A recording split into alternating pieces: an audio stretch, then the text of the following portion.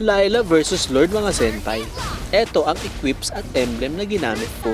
Ang daming bumoto kay Layla mga lods. Eto na raw ang susunod kay Popol na makakayatap sa Lord. Mukhang struggle mga chong. Okay, inspire. Banat Layla. Naku, nanak-up pa mga senpai. Ang dami kong ginamit na marksman na nabigo sa challenge na to. Kayanin kaya ni Layla mga lods.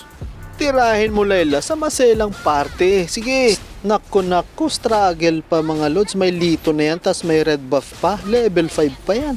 Kaya naman mga lodi, pa-add naman sa TikTok account natin. Pwede mga senpai. Matagos na ang bala ni Layla.